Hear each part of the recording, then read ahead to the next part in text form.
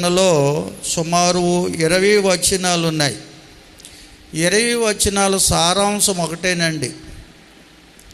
దేవుని బిడ్డలమైన మనం దేవుని ఎడల యథార్థ హృదయము గలవారై దేవుణ్ణి సేవించినప్పుడు దేవుడు తన కార్యాలు మన ప్రాంతంలో జరిగించి అనేక మందిని ఆకర్షించి ఆయన స్తుతించేవారిగా, ప్రార్థించేవారుగా, ఆరాధించేవారుగా చేస్తారని, కనుక మనము యథార్థమైన హృదయముతో మన దేవుణ్ణి ఆరాధించేవారుగా ఉండాలని, అప్పుడే దేవుని కార్యాలు మనం చూడగలమని భక్తుడైన దావీదు రాజు ఈ కీర్తన ద్వారా తన అనుభవాన్ని తెలియజేశారు. దేవుని స్తోత్రం చెల్లించండి. హల్లెలూయా. దేవుణ్ణి ఆరాధించేవారట యథార్థమైన హృదయంతో ఆరాధించాలటండి. అలా ఎప్పుడైతే మనం ఆరాధిస్తామో దేవుడు అనేకులను ఆకర్షించి ఆయనను ఆరాధించేవారుగా చేస్తారట. ఎందుకంటే ఆయన ఆరాధనలో ఉన్న ఆనందం ఎంత గొప్పదో మన ఎరిగిన వారమైతే ఆయన ఎడల యథార్థ హృదయం గలవారమై ఆరాధిస్తాము. హల్లెలూయా, హల్లెలూయా. అయితే యథార్థమైన హృదయంతో మనం ఆరాధిస్తే దేవుని కార్యాలు ఎన్నో మనం చూడగలమని బైబిల్ గ్రంథం చాలా తేటగా బోధిస్తుందండి. దినవృత్తాంతాలు 2వ గ్రంథంలో ఓ మాట రాశాడు భక్తుడు. ఈ మాట తెలియజేస్తున్నాడు. దినవృత్తాంతములు 2వ గ్రంథం ఒకసారి తీయండి దయతో. మీ బైబిల్లో ఉంటుంది, చూడండి దయతో. 2వ గ్రంథం 16వ అధ్యాయం 9వ వచనంలో ఉంటుంది ఈ మాట. తన ఎడల యథార్థ హృదయము గలవారిని బలపరుచుటకై దేవుని కనుదృష్టి లోకమందంతటా సంచారము చేయుచున్నది. దేవుని స్తోత్రం చెల్లించండి. దేవుని ఎడల యథార్థ హృదయము కలిగి మనం దేవుని సేవిస్తే మనం ఏ ప్రాంతంలో ఉన్నా, ఏ దేశంలో ఉన్నా, ఏ పట్టణంలో ఉన్నా, ఎక్కడున్నా కానీ దేవుని కనుదృష్టి మన మీద ఉంటుంది. అంతేకాదు దేవుడు మనల్ని బలపరిచి నడిపిస్తాడు. దేవునికి స్తోత్రం.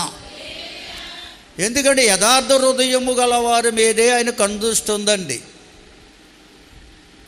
ప్రతి ఒక్కరి హృదయాన్ని ఆయన పరిశీలిస్తున్నాడు. మనము యథార్థమైన హృదయముతో ఆయనను సేవిస్తున్నామో లేదో, ప్రార్థిస్తున్నామో లేదో, పాడి స్తుతిస్తున్నామో లేదో, ఏ విధంగా ఆరాధిస్తున్నామో ఆ దేవదేవుడు మన హృదయాలు చూస్తున్నాడండి. ఆరాధించుట అనే మాటలో పాడుట, ప్రార్థించుట, వాక్యమును ధ్యానించుట అనే 3 విషయాలు ఇమిడి ఉన్నాయి. దేవుని స్తోత్రం. ఇవి కలిసిందే ఆరాధన. నువ్వు పాడేటప్పుడు యథార్థమైన హృదయంతో పాడాలి. దేవుని ఎడల యథార్థ హృదయంతో పాడాలి. నువ్వు ప్రార్థన చేసినప్పుడు యథార్థమైన హృదయంతో, దేవుని ఎడల యథార్థ హృదయంతో ప్రార్థించాలి. దేవుని వాక్యాన్ని వింటున్నప్పుడు, ధ్యానిస్తున్నప్పుడు, చదువుతున్నప్పుడు కూడా యథార్థ హృదయంతోనే చదవాలి, యథార్థ హృదయంతోనే వినాలి, యథార్థమైన హృదయంతోనే వాక్యాన్ని ధ్యానించాలి. అప్పుడే దేవుని కార్యాలు మనం చూస్తాం, అనుభవిస్తాం, అనేక మందిని దేవుని సన్నిధికి ఆకర్షిస్తాం. దేవుని స్తోత్రం.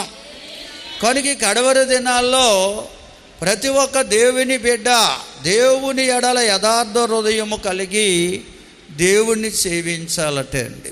మనకు ఒక ప్రశ్న రావాలి.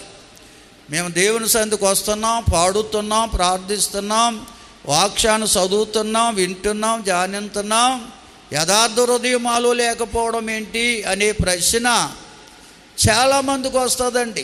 యేసుక్రీస్తు ప్రభువారు శరీరధారిగా భూలోకములో సంచరిస్తున్నప్పుడు ఆయన యూదుల మధ్యకి వెళ్ళి ఆయన వారితో మాట్లాడుతున్నప్పుడు వారు అంటారు, మేము అబ్రహాము కుమారులము, మాలో పాపం అనేది లేదు అంటారు వాళ్ళు. అయితే ఆయన చెబుతాడు, మీరు వాక్యమందు నిలిచిన వారైతే సత్యమును గ్రహిస్తారు, సత్యమే మిమ్మలను స్వతంత్రులుగా చేస్తుంది. అబ్రహాము కుమారులమని ఎలా చెప్పగలుగుతున్నారు మీరు అంటాడు. ఎందుకంటే హృదయములో పాపము పెట్టుకుని, హృదయములో పాపపు ఆలోచనలు, తలంపులు, కోరికలు పెట్టుకుని దేవుణ్ణి ఆరాధిస్తే మన ఎన్నటికీ అబ్రహాము కుమారులు కాలేం. దేవుని స్తోత్రం. అందుకే ప్రసంగిలో జ్ఞానైన సొలొమోను చెప్తాడు, ప్రసంగి గ్రంథం 7వ అధ్యాయం 29 చదివితే, దేవుడట మానవులను యథార్థ హృదయం గలవారుగా చేశాడట. అయితే మానవులు వివిధమైన తంత్రములు కల్పించుకున్నారు అంటాడు. అక్కడ తీలేదు ఎవరు, ప్రసంగి తీలేదు చాలామంది. ఇది ఒకటి మాత్రము నేను కనుగొంటిని, ఏమనగా దేవుడు నరులను యథార్థవంతులుగాను సృజించాడు, కానీ వారు వివిధమైన తంత్రములు కల్పించుకున్నారు అంటాడు. ఏమిటి వివిధమైన తంత్రాలు? ఆది మానవుడైన ఆదామవ్వలను దేవుడు యథార్థవంతులుగానే సృజించాడు, యథార్థమైన హృదయాన్ని వారికి ఇచ్చాడు. దేవుని ఎడల యథార్థమైన హృదయం ఉన్నంత కాలము ప్రతిరోజు చల్లపూట దేవుని స్వరూపాన్ని చూసేవారు, దేవుని ముఖాముఖిగా చూసేవారు, దేవుని మాటలు వినేవారు, దైవ సన్నిధిలోని ఆనందాన్ని అనుభవించేవారు. వారు ఎప్పుడైతే వివిధమైన తంత్రాలు వారిలో ప్రవేశించాయో, ఈ తంత్రాలు అనేవి ఎలాగ వారిలోకి వచ్చాయో మనం ఆలోచన చేస్తే, లోకములో ఒకడున్నాడు, వాడే తంత్రగొట్టు. హల్లెలూయా. తంత్రాల్లో కల్పించిన వాడు వాడి పేరే సైతాన్. వాడు యుక్తిగల సర్పములో ప్రవేశించాడు. ఆనాడు ఏదేను తోటలో ఆదాము అవ్వలు ఇద్దరే ఉన్నారు నరులు కనుక, మరొక నరుడెవడో లేడు గనుక వాడిని వాడుకోనాకి లేడు గనుక వాడు జంతువులందరి దగ్గరికి వెళ్ళాడట సాతాన్.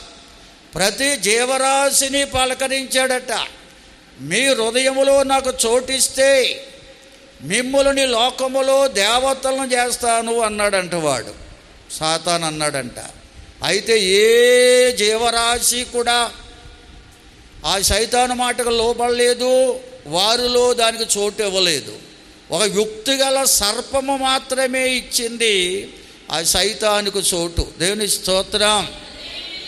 ఆ యుక్తిగల సర్పం మాత్రమే ఇచ్చింది. అందుకని సర్పములోకి వెళ్ళిపోయాడు వీడు, సర్పములో ప్రవేశించాడు. ఎందుకంటే దురాత్మ కూడా ఆత్మ స్వరూపములోనే సంచారం చేస్తున్నాడు. వాళ్ళ లోకములో వాడికి ఆకారం లేదు కనుక మానవులతో మాట్లాడాలంటే మరి ఆ నిరాకారంగా ఉండి ఆకారం లేని వాడు కూడా మాట్లాడితే కుదరదు. కనుక వాడు యుక్తిగల సర్పములో ప్రవేశించి అవ్వమ్మ గారు ఒంటరిగా ఉండడం చూశాడంట. అవ్వమ్మ గారు ఒంటరిగా ఉండి తినకూడని ఆ వృక్షఫలం వైపు చూస్తుందటండి ఆమె. ఎందుకు దేవుడి వృక్షఫలం తినొద్దు అన్నాడు తండ్రి అని చెప్పేసి ఆలోచిస్తుంది ఒంటరిగా ఉండి. ఆ సమయం దొరికిందండి. హల్లెలూయా. దొరికి వెంటనే సర్పములో ప్రవేశించిన యుక్తిగల సాతాను ఇది నిజమా అంది. ఏంటి? అప్పటికి అవ్వమ్మ గారికి ఆలోచన ఉంది, ఎందుకు వృక్షఫలం తినకూడదు అన్నాడు. చూడ్డానికి చాలా బాగుంది కదా అని చెప్పేసి ఆలోచనలు ఉండగానే వెంటనే అందుకుందండి ఇది నిజమా. ఎందుకంటే సైతాను కూడా తెలిసాను మన హృదయంలో ఉన్న ఆలోచన. దేవునికి స్తోత్రం. హల్లెలూయా. దేవుడు తనకంటే కొంచెము తక్కువగా చేశాడు. తన శక్తులు ఎన్నో ఇచ్చాడు సైతానికి. ఆనాడు లూసిఫర్గా ఉంది కనుక అదొక దేవదూత, దేవుడు చేసిన దేవదూత. దేవునిపై తిరుగుబాటు చేసి దేవునికి విరోధిగా మారాడు. సైతాన్ అన్నారండి, విరోధులు అంటే సైతాన్లు. దేవుని స్తోత్రం చెల్లించండి అందరూ. హల్లెలూయా. కనుక ఇది నిజమా అన్నాడు. అనుమానం వచ్చి పడిపోయింది అవ్వమ్మ గారి హృదయంలో. అంటే తినకూడదు ఎందుకు చెప్పాడు? తినకూడదా, తింటే ఏమైపోతామనే ఆలోచన సందేహం రాగానే వెంటనే అందుకుందండి. మీ తండ్రి అయిన దేవుడు ఏదైనా ఈ వృక్షఫలం తినొద్దన్నాడా అంది. తింటే మేము చేస్తామని చెప్పాడు అంది. మీరు చావనే చావరు, తిని చూడండి, ఎంత రమ్యంగా ఉందో చూడండి, ఎంత రుచిగా ఉంటుందో. తిన్న దినమున మీరు చావనే చావరు కానీ దేవతలు అయిపోతారంది. దేవుని స్తోత్రం. అంటే దేవునితో సమానులైపోతారు మీరు అని చెప్పిందంట. ఆ మాట నమ్మి ఆదాము అవ్వల వృక్షఫలం తినడం వల్ల ఆ వృక్షఫలంలో నా చెడుగు, ఆ యొక్క చెడుగే మానవుని జీవితాన్ని తంత్రములుగా మార్చేసింది, తంత్రగుట్టిగా. అనగా ఆ యొక్క నేత్రాశ, శరీరేచ్ఛ, జీవబుడ్డంబాలు అనేవి సాతాను యొక్క తంత్రాలండి. హల్లెలూయా. చూడెంత రమ్యంగా ఉందో, తిను చూడెంత రుచిగా ఉంటుందో, తినమన మీరు దేవతలైపోతారు. ఈ మూడు విషయాలు కూడా సాతాను యొక్క తంత్రాలండి, సాతాను యొక్క తంత్రాలండి. దేవుని స్తోత్రం. హల్లెలూయా. కనుక ఆ తంత్రాలను ఎప్పుడైతే వారు తంత్రాలు స్వీకరించారో ఆ యొక్క మానవుని హృదయంలో తంత్రాలు ప్రవేశించి మానవ హృదయంలో ఉన్న యథార్థతను తొలగించి వేసింది. దేవుని ఎడల ఉన్న యథార్థతను, దేవుని కొరకు కనిపెట్టవలసిన వారు, దేవుని స్వరూపాన్ని చూసి దేవుని మాటలు విని ఆనందించవలసిన ఆదామవ్వలు దైవస్వరం వినగానే ఆయన ఎదుటికి వెళ్లకుండా చెట్లు చాటున దాక్కున్నారండి.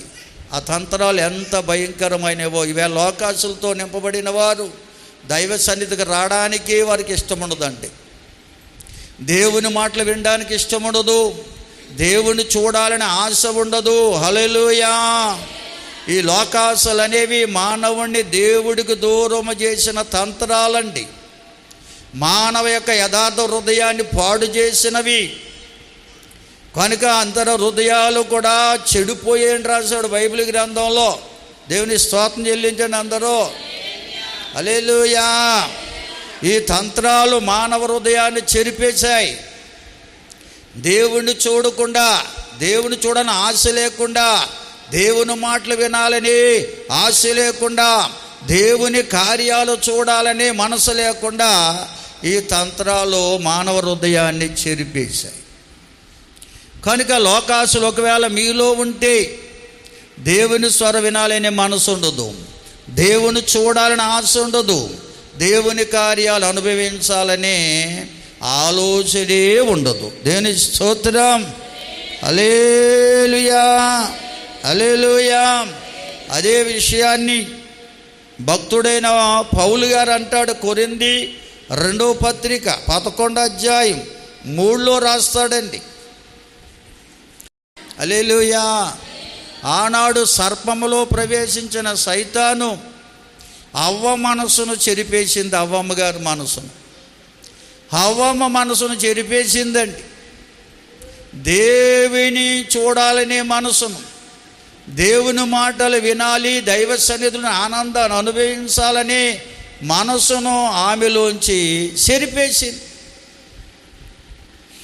సాక్షాత్తు దేవుడే ఏదైనా తోటలో దిగి వచ్చినా ఆయన చూసే మనసు, ఆయన మాటలు వినే మనసు కూడా లేకుండా పోయింది. దేవుని స్తోత్రం చెల్లించండి అందరూ.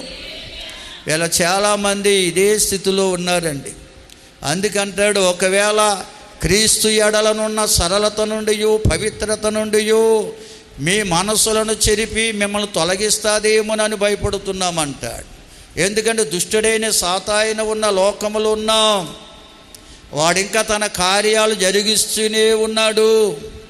మానవ హృదయాలపై వాడు ప్రభావాన్ని చూపిస్తూనే ఉన్నాడు. వాడు ఎవరొకరిని రేపి కనుక భిన్నమైన సువార్తలు ప్రకటింపజేస్తాడు వాడు. దేవుని స్తోత్రం చెల్లించండి అందరూ. హల్లెలూయా. ఎందుకంటే సైతాను గడి చేసి కింద వచనాల్లో రాశాడు. ఇంకా అనేకమైన మాటలు ఉన్నాయి అక్కడ. చదివమ్మ, ఒక్క మాట చదవండి చాలు. సువార్తలు ఉన్నాయండి. యథార్థమైన సువార్త, తంత్రములతో కూడిన సువార్త ఉంది, భిన్నమైన సువార్త అన్నారు దాన్ని. యేసుక్రీస్తు ప్రభుని ఎలాగ ఆరాధించాలో ఆ విధముగా ఆరాధింప చేయకుండా వేరే రీతిలో ఆరాధించే సువార్త లోకములోకి వచ్చేసిందండి. దేవుని స్తోత్రం, హల్లెలూయా. బిగ్గరగా స్తోత్రం చెల్లించండి. ఎందుకంటే దేవుని సువార్త చెప్పేది ఏంటో తెలుసా? యేసయ్య భూలోకానికి వచ్చింది, 33.5 సంవత్సరాల లోకములో జీవించింది, సంచరించింది, కల్వరి శిలువలో యాగమయ్యింది, మరణము చెంది తిరిగి లేచి జీవాన్ని ప్రసాదించింది. అనగానే జనన మరణ పునరుద్ధానాల యొక్క అనుభవాన్ని కలిగి జీవించకుండా క్రైస్తవుడు అనగా క్రీస్తు యొక్క జనన మరణ పునరుద్ధానములను ఎరిగి ఆయనను కలిగి జీవించేవాడే క్రైస్తవుడు. అదే నిజమైన సువార్త. దేవుని స్తోత్రం చెల్లించండి. ఆయన లోకానికి ఎందుకు వచ్చాడు అంటే పాపలోకములో పరిశుద్ధంగా ఎలా జీవించాలో జీవించి చూపించడానికి వచ్చాడు. పరలోక ఆనందాన్ని రుచి చూపించడానికి వచ్చాడు. అద్భుత ఆశ్చర్యకార్యముల ద్వారా తన మహిమను కనపరచడానికి వచ్చాడు. అంతేకాదు మానవాళి పాపముల పరిహారార్థమై శిలువలో మరణించడానికి వచ్చాడు. మరణం ఆయన బంధించలేదు గనుక, జీవమరణాలు ఆయన ఉన్నాడు గనుక మరణము జయించి తిరిగి లేచి జీవాధిపతిగా ఆయన తిరిగి లేచి ఆత్మస్వరూపిగా మన మధ్యనే సంచారము చేయుచున్నాడు. ఇది నిజమైన సువార్త. దేవుని స్తోత్రం. యథార్థమైన సువార్త. హల్లెలూయా. 2024 సంవత్సరాల క్రితమే ఆయన లోకానికి అందుకే శరీరధారిగా వచ్చాడని పరిశుద్ధ గ్రంథం చాలా తేటగా బోధిస్తుందండి. దేవుని స్తోత్రం చెల్లించండి అందరూ. హల్లెలూయా, హల్లెలూయా. ఈ సువార్త పరిశుద్ధ గ్రంథంలో కొత్త నిబంధనలో 4 సువార్తలు ఉన్నాయి. ఎంతమంది చెప్పగలరు? 4 సువార్తల పేరు ఎంతమంది చెప్పగలరు? మన సంఘంలో సువార్తమ్మ గారు ఉన్నారు, సువార్త ఉన్నారు. వారి కోసం కాదు, పరిశుద్ధ గ్రంథంలో 4 సువార్తలు ఉన్నాయి కొత్త నిబంధనలో. ఈ 4 ఎవరు చెప్పగలరు? ఎవరికి తెలుదా? చెప్పండి, చెప్పగలిగితే.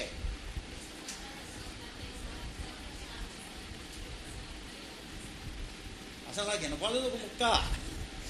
మత్తయి సువార్త, మార్కు సువార్త, లూకా రాసిన సువార్త, యోహాను గారు రాసిన సువార్త. ఈ 4 సువార్తలో మత్తయ్య గారు ఏమని రాశారో తెలుసా? మీరు ఎప్పుడూ బైబిల్ చదివి పై వచనాలు ఉంటుంది.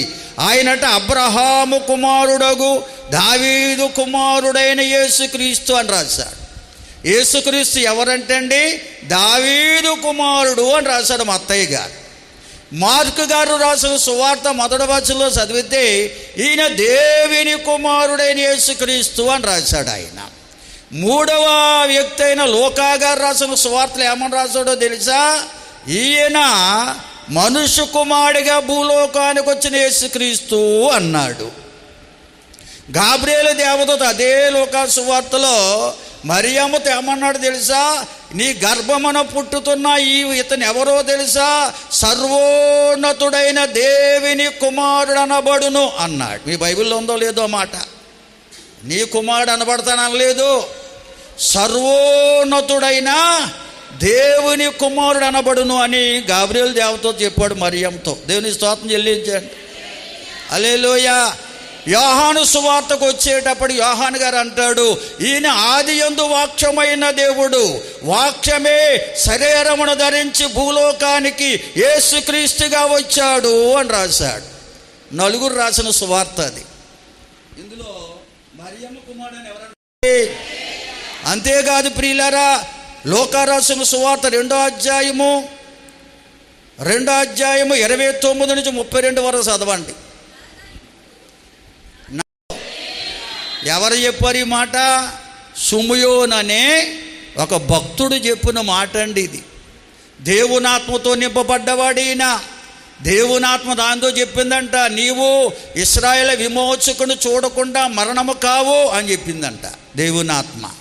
కనుక ప్రభువైన యేసుక్రీస్తు వారు భూలోకములో జన్మించిన తరువాత పశుపాలుడిగా ఉండగానే ధర్మశాస్త్ర పద్ధతి ప్రకారం జరిగించడానికి దేవాలయాన్ని తీసుకొచ్చారంట. దేవాలయాన్ని తీసుకురాగానే అక్కడ సుమయోన్ అనే మనుషుడు ఉన్నాడు, ఆత్మతో నింపబడిన వాడు.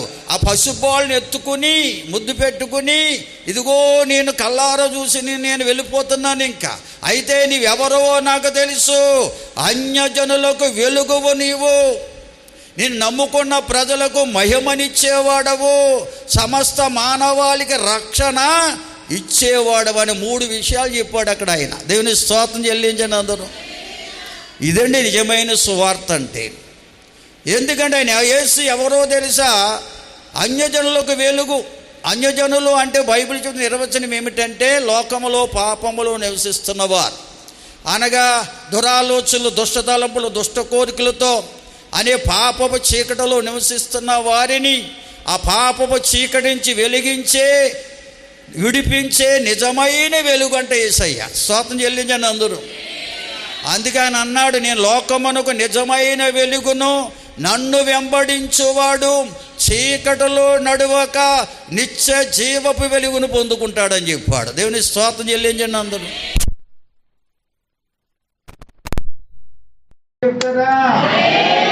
అంటే ప్రియులారా గమనించాలి, మరి ఇలా అన్యజనులు రక్షణలోకి రావాలన్నా, నశించిపోతున్న ఆత్మలు రక్షించబడాలన్నా మన యథార్థమైన భక్తి జీవితం చేయాలి. ఏది యథార్థమైన భక్తి జీవితం? అక్కడ రాశాడు, దేవుని మహిమను చూసే భక్తి అంటే. దేవుని స్తోత్రం చెప్తారా? హల్లెలూయా. దేవుని బిడ్డలు దేవుని మహిమను చూసే భక్తి చెయ్యాలి. స్తోత్రం చెల్లిందాం అందరం. దేవుని మహిమను చూసే భక్తి చేయాలంటే కడవర దినాల్లో దేవుని పెట్టలేని మన. అందుకని రాశాడు, ఇశ్రాయేలీయులకు ఆయన మహిమగాను అన్నాడు. క్రీస్తు పూర్వం దేవుని ప్రజలకు ఇశ్రాయేలీయులు అని పేరు. ఈ క్రీస్తు శకములో దేవుడు నమ్ముకున్న వారికి ఏం పేరుంది? క్రైస్తవులు అని పేరు. హల్లెలూయా. అంటే ప్రతి క్రైస్తవరాలు కూడా దేవుని మహిమను చూడాలంట. మనం చేసే భక్తి ద్వారా ఆయన మహిమను చూడగలగాలట. ఎప్పుడైతే ఆయన మహిమను చూసే భక్తి, దేవుని ఎడల యథార్థంతో మన భక్తి చేస్తే ఆయన మహిమను చూస్తాం. హల్లెలూయా. ఆ మహిమను మనం ఎప్పుడైతే చూడగలుగుతామో ప్రియులారా, అన్యజనులకు రక్షణ దొరుకుతుంది. నశించిపోతున్న ఆత్మలు ఎన్నో వెలిగించబడతాయి. దేవుని స్తోత్రం చెబుదాం. హల్లెలూయా. ఇదే నిజమైన సువార్త అని బైబిల్ గ్రంథంలో చాలా తేటగా బోధిస్తుందంట. అందుకే ఇబ్రీ పత్రికలు చెప్తాడు, పూర్వకాలము నుండి నానా సమయాల్లో నానా రీతిలుగా ప్రవక్తల ద్వారా మాట్లాడిన ఆ దేవుడు ఈ దినముల అంతమందు కుమారుని ద్వారా మాట్లాడుతున్నాడట మనతో. దేవుని స్తోత్రం చెల్లించండి అందరూ. హల్లెలూయా, హల్లెలూయా. కనుక మనం ఆయన మాటలు ఎలా వినాలి? యథార్థమైన మనసుతో వినాలి. హల్లెలూయా. అంతేగాని ఏదో లోక సంబంధమైన ఆలోచనతో కాదు, లోక సంబంధమైన ఆశలతో కాదండి. కనుక వీళ్ళు చాలా మంది చేసేది ఏంటంటే నేత్రాస, శరీరేశ, జీవడంబాలతోనే భక్తి చేస్తున్నారండి. ఏంటది? చూడడానికి వెళ్దాం, వందల వేలాది మంది వచ్చేస్తారండి అక్కడికి. ఆ వచ్చే ప్రజలు చూడడానికి వెళ్తున్నారండి. అక్కడ చేసే కార్యాలు అనగా ఆ యొక్క సంబరాలు చూడడానికి వెళ్తున్నారు. మాటలు చెప్పాలంటే దేవుని స్తోత్రం. క్రిస్మస్ సంబరాలు అంటున్నారు. వీళ్ళు ఏముందంటే నేత్రాశ ఉండిపోయింది, అందుకనే చూడడానికి వెళ్దామంటున్నారు. రెండవది శరీరేచ్ఛ, అక్కడ పెట్టే తినడానికి. జీవటము అంటే అర్థం ఏంటి? మనల్ని కనపరుచుకోవడానికి. ఎందుకంటే మంచి వస్త్రాలు ధరించుకుని అని క్రైస్తవులు వాడిని చూపించుకోవడానికి అన్నమాట. హల్లెలూయా. మేమే నిజమైన క్రైస్తవులు అని చూపించుకోవడానికి అక్కడికి వెళ్ళిపోతున్నారండి. ఎవరంటే నేత్రాస, శరీరేచ్ఛ, జీవపుటంబాలని తంత్రాలు ఎవరి హృదయంలో తుండిపోతాయో, సాతాను తంత్రాలు, వారు ఎప్పుడు కూడా వాటి కోసమే పరుగులు తీస్తారు కానీ వాక్యం మీద మనసు పెట్టరు. హల్లెలూయా. మన ఆరాధిస్తున్న దేవుడు వాక్యమై ఉన్నాడు. దేవునికి స్తోత్రం. ఆయన దావీదు కుమారుడుగా భూలోకానికి వచ్చాడు, దేవుని కుమారుడుగా కనపరుచుకున్నాడు, మనుషు కుమారుడుగా లోకానికి వచ్చి సర్వోన్నతుడని దేవుని కుమారుడు అనిపించుకున్నాడు. దేవునికి స్తోత్రం. అయితే ఈ ఆదియందు వాక్యమైన దేవుడే ఈనాడు వాక్యమై మన మధ్య ఉన్నాడు. హల్లెలూయా. కనుక మన ఆరాధిస్తున్న దేవుడు ఎలా ఉన్నాడు? ఇప్పుడు దావీదు కుమారుడిగాను లేడు, మనుషు కుమారుడిగాను లేడు, కానీ సర్వోన్నతుడ దేవుని కుమారుడై వాక్యమై ఉన్నాడు మన మధ్యని. దేవుని స్తోత్రం చెల్లించండి అందరూ. కనుక మనం ఇప్పుడు చేసే భక్తి హల్లెలూయా. మీకు అర్థం అవడానికి చెప్పడవలసి వచ్చింది కొంత ట్రాక్ మార్చి. యథార్థమైన భక్తి అంటే దేవుని వాక్యం మీద మనసు పెట్టే భక్తి. మన ఆరాధిస్తున్న దేవుడు ఏమై ఉన్నాడు? ఇప్పుడు మాట్లాడరేంటి? వాక్యమై ఉన్నాడు. హల్లెలూయా. వాక్యమై ఉన్నాడు. ఓ పాస్టర్ గారిని అంట ఒక వ్యక్తి అడిగాడట, తెలుసా వీళ్ళకి అసలా? తెలిస్తే ఎందుకు చేస్తారు అలాగా? స్తోత్రం చెల్లించండి అందరూ. హల్లెలూయా. ఎందుకంటే మన టీ కొత్త పెళ్ళి వాక్యం చెప్పడానికి వెళ్ళాను నేను. అక్కడ ఆలయ ప్రతిష్ట, క్రిస్మస్ వేడికి రెండు కలిపి. ఆలయ ప్రతిష్ట అయిపోయిన తర్వాత క్రిస్మస్ సందేశం ఇమ్మన్నారు నన్ను. అవి అదరే పెట్టారు, పశువులు పాక యేసుబొమ్మలో నా కళ్ళలో పడ్డాయి. వాటి మీద వాక్యం చెప్పమన్నాడు ప్రభు నన్ను. దేవుని స్తోత్రం చెల్లించండి. వాక్యం పూర్తయిపోయి బయటకు వచ్చినప్పటికి పశువుల పాక లేదు, యేసుబొమ్మ లేవు అక్కడ. స్తోత్రం చెబుదామండి. హల్లెలూయా. కనుక యేసయ్య ఎలా ఉన్నాడంటే వాక్యమై ఉన్నాడు. దేవునికి స్తోత్రం. ఆ యొక్క భక్తి అంతా ఎటువంటి అంటే దేవుని ఎడల యథార్థ హృదయం కలిగిన వారు చేసే భక్తి కాదు. అసలు దేవుడు యథార్థంగా ఎలాగున్నాడో నీకు తెలవాలి. ఆయన ఆదియందు వాక్యమై ఉన్నాడు. 2024 సంవత్సరాల క్రితం శరీరధారిగా భూలోకానికి వచ్చాడు. దావీదు కుమారుడిగా, దేవుని కుమారుడిగా, మనుషు కుమారుడిగా భూలోకానికి వచ్చి సర్వోన్నతుడైన దేవుని కుమారుడిగా లోకానికి కనపరుచుకుని ఇప్పుడు వాక్యమై మన మధ్య ఉన్నాడు. దేవునికి స్తోత్రం. కనుక అటువంటి వాక్యమైన దేవుని మీద మనస్సు నిలిపి మన భక్తి చేయడమే దేవుని ఎడల యథార్థమైన హృదయముతో ఆయన ఆరాధించడం అంటే. నమ్మని వారు స్తోత్రం చేస్తారండి. వాక్యమైన దేవుడైన హల్లెలూయా. బిగ్గరగా దేవుని స్తోత్రం చెల్లించండి అందరూ. హల్లెలూయా. నీ వాక్యమే నన్ను. యేసయ్య ఎలా ఉన్నాడు చెప్పండి? ఇప్పుడు వాక్యమై ఉన్నాడు. వాక్యమై ఉన్నాడండి. ఆయన మారని దేవుడు, మార్పు లేని దేవుడు. నిన్న నేడు నిరంతరం ఒకే రీతిగా ఉన్న దేవుడండి. రోమాపత్రికలో పౌలు భక్తుడు చెప్తాడు. రోమాపత్రిక 1వ అధ్యాయం ఒకసారి చదవండి, 20 నుంచి 23 వరకు చదవండి చాలు. హల్లెలూయా. హల్లెలూయా. కనుక యేసు ప్రభువారు మన ఆరాధిస్తున్న యేసయ్య ఎలా ఉన్నాడంటే వాక్యమై ఉన్నాడు. ఆయన నోటి మాట ద్వారానే సృష్టిని చేశాడు. ఈ సృష్టి అంతా ఆయన నోటి మాట ద్వారా కలిగాయి. కలుగునుగాక అంటే కలిగాయి. దేవుని స్తోత్రం. మానవుడు మాత్రమే తన స్వహస్తాలతో చేశాడు. తన జీవాన్ని వాయువుని ఊది జీవాత్మగా చేశాడు. తనతో ఉండాలని, తన సన్నిధిలోని ఆనందం అనుభవించడానికి మానవుని చేశాడు. తన కొరకే దేవుడు చేసుకున్నాడు. అటువంటి మానవుడు వివిధమైన తంత్రాలు కల్పించుకున్నాడు. దేవుని కాని వాడిని దేవుడిగా ఆరాధిస్తున్నాడు. హల్లెలూయా. దేవుడు ఏమై ఉన్నాడో తెలుసు, కానీ ఆ దేవుణ్ణి దేవుడిగా ఆరాధించకపోవడమే భిన్నమైన సువార్త. దేవుని ఎడల యథార్థ హృదయము లేని ఆరాధన. దేవునికి స్తోత్రం. హల్లెలూయా. హల్లెలూయా. అందుకే అదే రోమాపత్రికలో 3వ అధ్యాయం 10 నుంచి చదివితే అదే పౌలు భక్తుడు రోమాలో ఉన్న దేవుని సంగతి అంటాడు. నీతిమంతుడు లేడు, ఒక్కడునూ లేడు అంటాడు. అంటే అర్థం ఏంటంటే దేవుని పట్ల విశ్వాసము గలవారే నీతిమంతులని బైబిల్ చెప్తుందండి. మన హృదయములో దేవుని పట్ల విశ్వాసం ఉంటే మనము నీతిమంతులమే. నిజంగానే హృదయములో దేవుని పట్ల విశ్వాసం ఉంటే దేవుణ్ణి వెతకకుండా ఉండలేవు. హల్లెలూయా. ఆయన సన్నిధిని సహవాసం ఎదగకుండా ఉండలేవు. దేవుని వెతికే అనుభవం గలవారే దేవుని బిడ్డలు. దేవుని వెతికే ఆరాధనే యథార్థమైన ఆరాధన. దేవునికి స్తోత్రం. దైవ సన్నిధిని వెతికే అనుభవం ప్రతి ఒక్కరికి ఉండాలండి. అందుకంటాడు, దేవుణ్ణి వెతికేవారు లేరు, అందరూ త్రోవ తప్పి పనికిమాలిన వారు అయిపోయారట. తెలుసుకునే మనసు లేదు, దేవుణ్ణి కలిగి జీవించాలనే మనసు లేదు. ఎవరిష్టానుసారంగా వారు భక్తి చేస్తూ పనికిమాలిన వారిగా మారిపోయిన కళాకాలంలో ఉన్నాం ప్రియులారా. కనుక మనం యథార్థమైన హృదయముతో, దేవుని ఎడల యథార్థమైన హృదయముతో, నా దేవుడు వాక్యమై ఉన్నాడు, ఆత్మస్వరూపిగా మన మధ్యనే ఉన్నాడు, ఆయన వాక్యమైన దేవుడిని మనం వెతికే అనుభవం కావాలి. దేవునికి స్తోత్రం, హల్లెలూయా. ఎందుకంటే వెతికితే ఆయన దొరికేవాడు. హల్లెలూయా.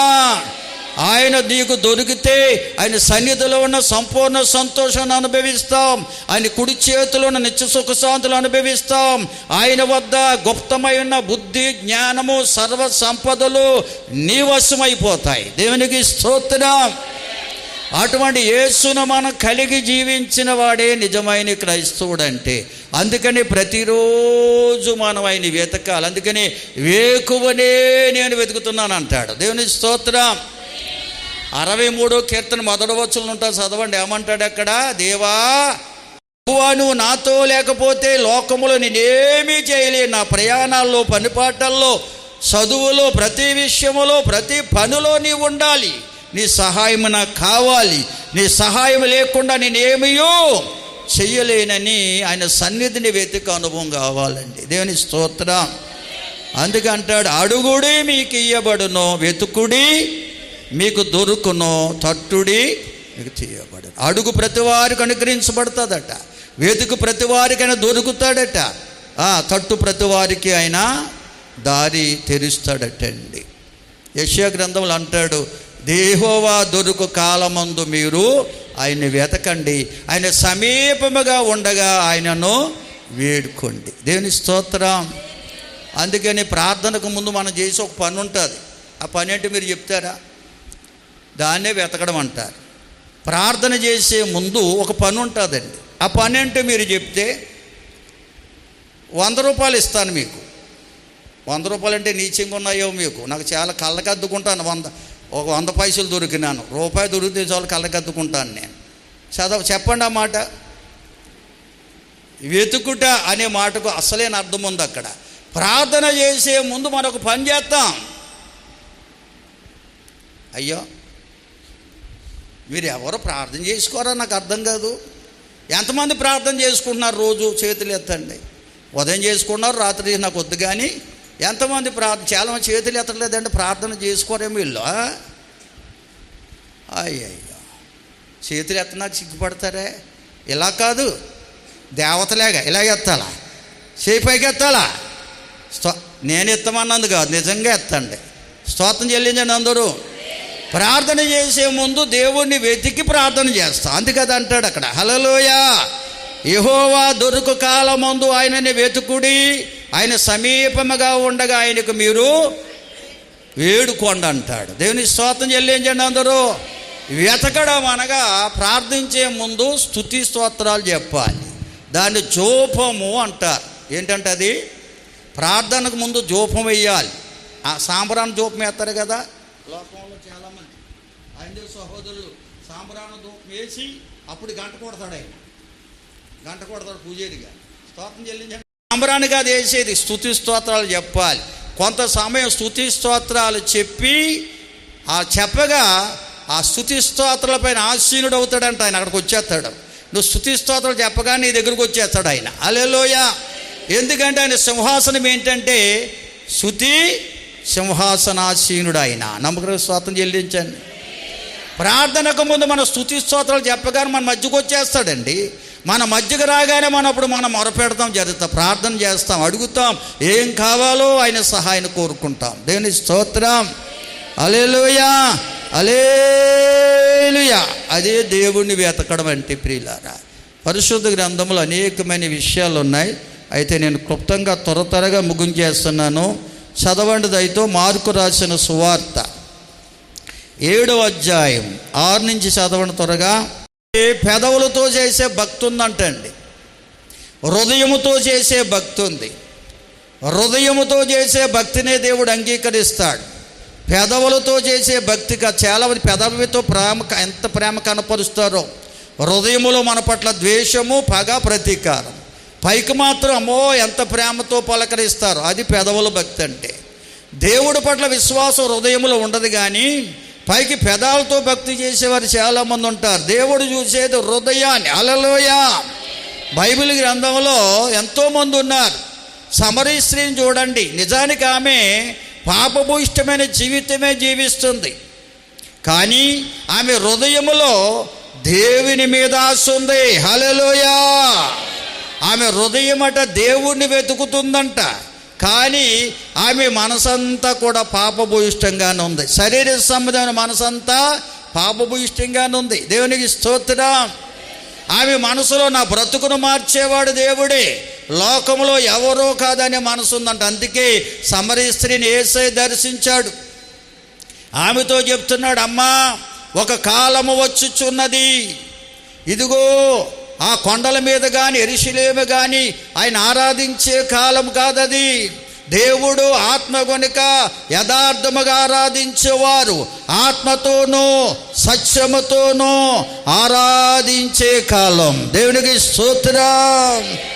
మన హృదయములో దేవుణ్ణి స్తుతించే అనుభవం కావాలి. మన హృదయములో దేవుడు ఉంటే, దేవుని కొరకు ఆలోచన ఉంటే దేవుణ్ణి స్తుతించకుండా ఉండలేమండి. చాలామంది హృదయంలో దేవుని పట్ల విశ్వాసం ఉండదు, అందుకే దేవుణ్ణి స్తుతించలేరండి. అనగా దేవునికి జోపం వేయలేరు, దైవ సన్నిధిని అనుభవించలేరు. హల్లెలూయా, హల్లెలూయా. కాబట్టి మన హృదయములో దేవుని పట్ల విశ్వాసం ఉండాలి. అప్పుడే దేవుని మనం స్తుతిస్తాం, ఆయన సన్నిధిని అనుభవిస్తాం. అప్పుడు ఆయనకు ప్రార్థిస్తే మన ప్రార్థనలు ఆయన అంగీకరిస్తాడు. అదే యథార్థమైన హృదయం అంటే.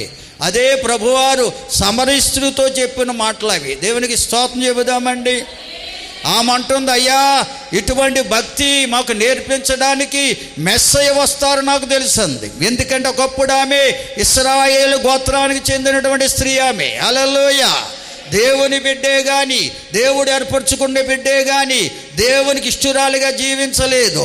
ఆమె వివిధమైన తంత్రాలు కల్పించుకుని భక్తి చేసింది కనుక, యథార్థ హృదయంతో ఆయన సేవించలేకపోయింది కనుక భ్రష్టురాలిగా మారిపోయింది, పాపభూయిష్టమైన జీవితంలోకి నెట్టబడింది. అయినా ఆమె హృదయము ఆయన కొరకే ఎదురు చూస్తుంది. హల్లెలూయా. ఎందుకంటే ప్రభు రావాలి, నా బ్రతుకును మార్చాలి. ఆ క్రీస్తే రావాలి, నా బ్రతుకును మార్చాలి. ఈ పాపభూయిష్టమైన జీవిత విడుదల విభజించాలని ఎదురు చూస్తుంది కనుకనే ప్రభు ఆమెతో మాట్లాడాడు, ఆమె బ్రతుకునే మార్చేశాడు. హల్లెలూయా, హల్లెలూయా. అందుకే ఆమె సుకార్ అనే గ్రామంలో గొప్ప సాక్షిగా మారిపోయిందండి. అపోస్తలుడైన పౌలు భక్తుడు అంటాడు, పూర్వము నేను దోషకుడను, హింసకుడును, హానికరుడైన నన్ను తన పరిచర్యకు నియమించి నమ్మకస్తుడిగా నన్ను ఎంచినందుకు ప్రభువు అయిన యేసుక్రీస్తుకి కృతజ్ఞుడనై ఉన్నానంటాడు. హల్లెలూయా. పూర్వం అనగా సౌలుగా ఉన్న దినాల్లో అతడు దోషకుడు, హింసకుడు, హానికరుడు. ఆయన చేసిన కార్యాలన్నీ పాపభూయిష్టమైన కార్యాలే, కానీ ఆయన మనసంట దేవుని పట్ల ఆసక్తి కలిగి ఉందటండి. ఆనాడు ఆయన ఎన్నో అపోస్తల కార్యాలు మనం చూస్తే ఆయన సాక్ష్యాలు రాయబడ్డాయి. నేను దేవుని పట్ల ఆసక్తి గలవాడను అంటాడు. దేవుని స్తోత్రం. ఎందుకంటే దేవుని చూడాలనే ఆసక్తి, దేవుని సన్నిధిని అనుభవించిన ఆసక్తి ఉంది. పైకి అతను చేసేదంతా కూడా భ్రష్టమైన పనులే చేస్తున్నాడు. అటువంటి అతను దమస్కులో యేసయ్య దర్శించాడు. యేసు చూసేది హృదయాన్నే. హల్లెలూయా. నువ్వు చేసే కార్యాలను కాదు ప్రియులారా, నీ హృదయాన్ని దేవుడు చూస్తున్నాడు.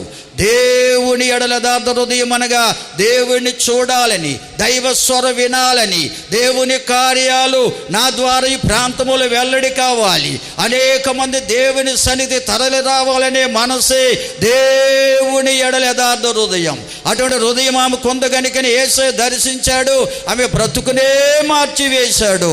కనుకని ఆమె రక్షించబడ్డమే కాదు, ఆమె ద్వారా సుకార్ అనే గ్రామవాసులందరూ రక్షించబడ్డారు. దేవుని స్తోత్రం. హల్లెలూయా. అలాగే ఈ పౌలు సౌలుగా ఉన్న దినాలు అనేక మందిని హింసించాడు. ఎప్పుడైతే ఆసక్తి కలిగి ఉన్నాడు కనుక ప్రభు దర్శించి ఆ సౌలును పౌలుగా మార్చేశాడు. పౌలుగా మార్చడమే కాదు, ఆయన ద్వారా అనేక మందిని ప్రభు ఆకర్షించాడండి. ఆయన యొక్క కృపావరాలు కలిగిన వాడిగా పరలోక దర్శనాన్ని దేవుణ్ణి ముఖాముఖిగా చూసిన భక్తుడండి ఈయన. దేవునికి స్తోత్రం. ఎంత గొప్ప ధన్యత! ఎందుకో తెలుసా? దేవుని ఎడల యథార్థమైన హృదయం మనలో ఉంటే ప్రభు మనల్ని దర్శిస్తాడు. మనలను ఆయన సాక్షులుగా వాడుకుంటాడు.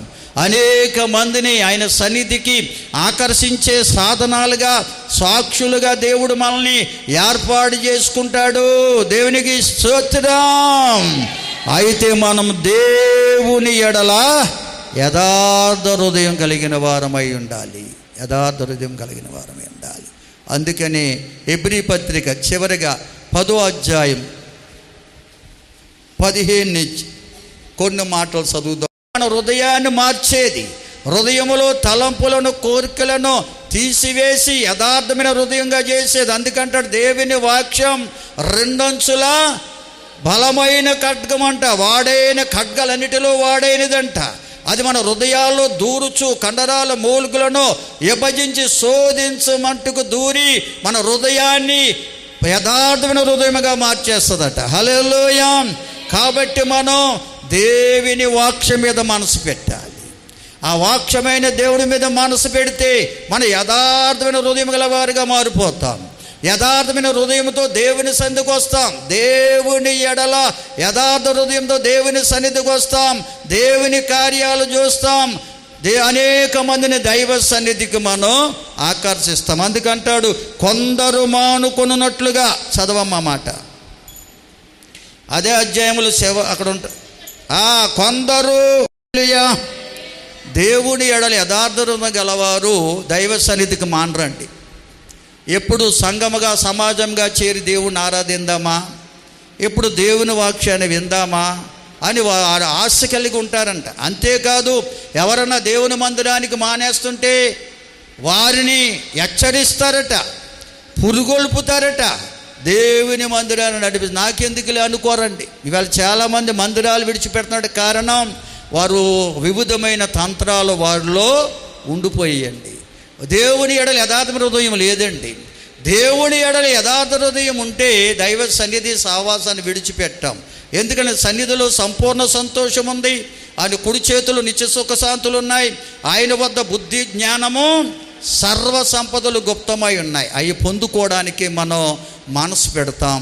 అటువంటి ఆశతో దేవుని ఆరాధన చేయడమే దేవుని ఎడల యథార్థ హృదయం కలిగి ఆ దేవుడిని ఆరాధించటం. అటువంటి ఆరాధన మనం చేసేవారం ఉన్నప్పుడు మన బ్రతుకులు మారడమే కాదు, మన ద్వారా మన పరిసర ప్రాంతం ఉన్నవారి బ్రతుకులు ఎన్నో మార్చబడి వారు కూడా యథార్థ హృదయంతో దేవుణ్ణి సేవించేవారుగా మారిపోతారు. అటువంటి వారిగా ఉండాలని దేవదేవుడు కోరుకుంటున్నాడు. ప్రియులారా, అటువంటి అనుభవం నాకు కావాలని ఆశ నీకుంటే ఉన్నపాటినే ఉన్న చోటిని మోకరించండి. మీకోసం నేను ప్రార్థించబోతున్నాను. రండి, మోకరించండి, ప్రార్థన చేసుకుందాం. తలలు వంచండి, మనసు నిలపండి. ప్రతి ఒక్క ఆశీర్వాదాలకు కారణభూతుడైన మా పరలోకపు తండ్రి, మీకే వందనాలు, స్తోత్రాలు, స్తుతులు అర్పిస్తున్నాము నాయన. ఈ పునరుద్ధరణ ఆరాధనలో మరొకసారి మీరు మాతో సూటిగా మాట్లాడినందుకు వందనాలయ్యా. మీరు ఏమై ఉన్నారో, మేము ఏ విధంగా మిమ్మల్ని సేవించాలో, ఆరాధించాలో, ఏ విధంగా ఆరాధిస్తే మీ కార్యాలు మేము చూడగలమో, సమాజంలో అనేక మందిని మీ సన్నిధికి ఆకర్షించగలమో నాయన. నీ లేఖనాల ద్వారా మీరు మాతో మాట్లాడుతూ వచ్చినందుకు వందనాలు తండ్రి. అవును ప్రభువా, నువ్వు ఆదియందు వాక్యమైన దేవుడు, శరీరమును ధరించి లోకానికి వచ్చిన దేవుడు, సమస్త మానవాళికి పాప క్షమాపణ అనుగ్రహించిన దేవుడు ఉన్నాయినా. ఈనాడు వాక్యమై ఉండి ఆత్మస్వరూపుగా మా మధ్యన సంచరిస్తూ మాతో మాట్లాడుతున్న దేవుడు తండ్రి. నీ మాటే మా బ్రతుకును మార్చేదని, నీ మాటే నాయన మా జీవితంలో గొప్ప కార్యాలు జరిగించేవని ఎందరైతే విశ్వసిస్తూ వస్తున్నారు, వారందరినీ కృపతో అభిషేకించమని అడుగుచున్నాం. వచ్చిన ప్రతి బిడ్డను దీవించండి ప్రభువా. తెచ్చిన ప్రతి కానుక అంగీకరించండి. ఎవరే స్థితిలో ఉన్నారో, ఏ పరిస్థితిలో ఉన్నారో మా స్థితిగతులు మార్చగల దేవానికి వందనాలు. నీ బిడ్డలు రోగులైతే స్వస్థపరచండి, బలహీనలు బలపరచండి, గాయపడిన వారి గాయాలు కట్టండి. గర్భఫలం కొరకు ఎదురు చూస్తున్న బిడ్డలందరూ ఉన్నారు, వారి గర్భాలు తెరువునైనా అద్భుతం చేయి తండ్రి. నువ్వు ఆశ్చర్యకరుడవు తండ్రి. అయ్యా నీకు వందనాలు. గర్భవతులు ఉన్నారయ్యా, సుఖ కానుపులు ఇవ్వండి. వారు ప్రసవ దినాలు సమీపిస్తుండగా వారికి సుఖ కానుపునిచ్చి ఆరోగ్యగల బిడ్డలనిచ్చి ఆశీర్వదించమని అడుగుచున్నా. బాల్యంతలుగా బలం, చిన్న బిడ్డలపై దయాకిడి ఉంచండి అయ్యా. యవనస్తులు తొట్టిల్లకుండా కాపాడండి. వివాహం కావలసిన మార్గాలు తెరవండి. సండే స్కూల్ బిడ్డలందరినీ దీవించండి. వివాహమైన వైవిక జీవితాలు సుఖమయం చేయండి. మందిర నిర్మాణంలో సహకరించిన కుటుంబాలను, ఈ పరిచర్యకు సహకరిస్తున్న ప్రతి కుటుంబాన్ని కూడా మీరు ఆశీర్వదించునైనా. సంవత్సరాంత కృతజ్ఞత కూడికకు, నూతన సంవత్సర ఆరాధనకు తగిన సిద్ధపాటు మా అందరికీ మీరు దయచేయండి. ఇచ్చే మనసు అయ్యా, మిమ్మల్ని ఘనపరిచే మనసు, సామర్థ్యం ప్రతి బిడ్డకు దయచేయండి. ఇదిగో గాయపడినటువంటి నైనా ద్వారకమని గాయమని కట్టండి. బలహీనరాలు కూడా సంతోషం గారిని బలపరచండి. బలహీనంగా ఉన్న ఆ ప్రియ బిడ్డనైనా ఇదిగో తండ్రి సిట్టుబాబును దర్శించి ఆ సమస్త బలహీనత నుంచి విడుదలనిచ్చి అయ్యా నీ బిడ్డని సాక్షిగా నిలవబెట్టండి. ప్రియ సహోదరి సుభాష్ని కూడా గత దినాలు ఎంతో బలహీనపరచబడింది. ఆ బిడ్డను కూడా దర్శించి బలపరిచి పరిపూర్ణ స్వస్థత ఆరోగ్యం ఇచ్చి మీ సాక్షిగా నిలవబెట్టండి. ఇంకా ఎందరో బలహీనులై ఉన్నారో, రోగులై ఉన్నారో ముట్టండి, బాగు చేయండి. గాయపడిన వారి గాయాలు కట్టండి. అద్భుతం ఆశ్చర్యమయమని కనపరచండి. ఎవరే స్థితిలో ఉన్నారో, ఏ పరిస్థితిలో ఉన్నా అయ్యా వారి స్థితిగతులను మార్చే దేవుడు, నీ సన్నిధిలో ఆనందాన్ని అనుభవిస్తూ నీ సాక్షులుగా జీవించే కృప ప్రతి బిడ్డకు దయచేయండి. ఆయా దేశాల్లో, ఆయా రాష్ట్రాల్లో, ఆయా ప్రాంతాల్లో ఉన్న సంఘ బిడ్డలందరిపై మీకు ఆపుదలకు అందుష్టి ఉంచండి. విద్యా సంవత్సరంలో ఆయా తరగతులు చదువుతూ ఆయా ప్రాంతంలో సంఘ బిడ్డలను, సెలవులపై నీ బిడ్డలు ఇంటికి వచ్చిన వారిని కూడా మీరు ఆశీర్వదించండి. సంవత్సరాంతపు కృతజ్ఞత కూడికకు, నూతన సంవత్సర ఆరాధనకు రాబోతున్న బిడ్డలకున్న ఆటంకాల అడ్డుబండలు తొలగించండి. అయా జరగబోతున్న ప్రతి కార్యములోనూ మీరు తోడుగా ఉండండి. ప్రతి బిడ్డను పేరు పేరును దీవించండి. సంఘ బిడ్డలను దీవించండి. గ్రామ బిడ్డలను, గ్రామస్తులను, పరిసర ప్రాంత ప్రజలను ఆశీర్వదించునైనా. మా రాష్ట్ర దేశ ప్రజలు, నాయకులు, అధికారులను ఆశీర్వదించమని, బలపరచమని, సహాయం చేయమని, అలాగే నీ చిత్తమైతే, రాకడ ఆలోచనమైతే సంవత్సరాంత కృతజ్ఞత కూడిక, నూతన సంవత్సర ఆరాధన ఆశీర్వాదకరంగా, అనేకాత్మల రక్షణకరంగా జరిగించమని, సహాయం చేయమని, మహిమ పొందమని యేసు ఉన్నత నామములో అడిగి వేడుకొనుచున్నాము తండ్రి. ఆమేన్. మన తండ్రి అయిన దేవుని ప్రేమ, కుమారుడైన యేసుక్రీస్తు వారి దివ్య కృప, పరిశుద్ధాత్మ దేవుని సన్నిధి, సమాధానం మనకును మన కుటుంబాలకును క్రీస్తు యేసుని ప్రేమిస్తున్న సకల ప్రజలకు సదాకాలం దేవుని కృప, సమాధానం తోడుగా ఉండి నడిపించును గాక. ఆమేన్. యేసు రక్తమే జయం, ప్రవేశు రక్తమే జయం. యేసు నామానికి సదా జయము కలుగును గాక. ఆమేన్.